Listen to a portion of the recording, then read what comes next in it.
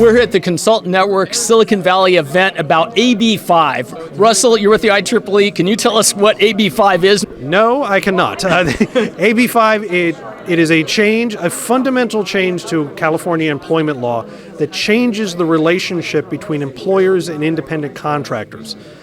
The problem is the law itself is very vague. It has a lot of inconsistencies in it, and so the exact implications of the law it's going to take a long time to figure out what they are.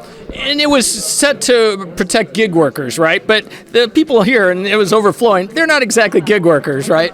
Well, it depends how you define gig worker, and that's the thing, is the legislators were trying to prevent a certain type of exploitation in the workforce, which IEEE has no concerns about that approach. The problem is because the law is so large and so encompassing that it will pull in a lot of people who like being gig workers, and in this particular context in this meeting, people who enjoy being consultants. It is a way of life in California, it's a way of life in Silicon Valley, and it frankly, the existence of IT consultants is one of the reasons Silicon Valley is what it is. There's a ton of innovation behind you there, and a lot of the people behind you aren't the traditional licensed engineers, right? Right. Well, very few are, as a matter of fact. And in fact, most of the IT work being done in California, in Silicon Valley in particular, there aren't licenses. You simply cannot be a licensed engineer in these fields. So what are the implications if things don't change? If the law doesn't change, it's hard to say because we don't know quite what the law is yet. You can read the law to say that much of the independent contracting being done in California is now can't be done anymore. I don't want to say illegal, but those people have to become employees.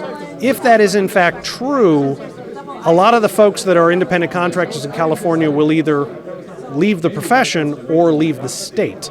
And I think that's the real risk for California. IT jobs are really easy to move.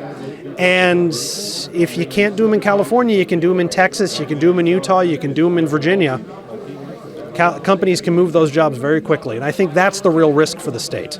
It sounds like there is some call for action to go talk to your legislator, right? Yeah, absolutely. I think it is true that most legislators everywhere, including California, do not really understand the IT industry. They don't really understand the implications of this law, and if people are concerned about it, they should talk to the legislators and let them know what's going on. Excellent. Well, I know the good folks at Consultant Networks of Silicon Valley will be working on that, and Russell, I appreciate your time in summarizing this. Good to talk to you. Thanks. Thanks.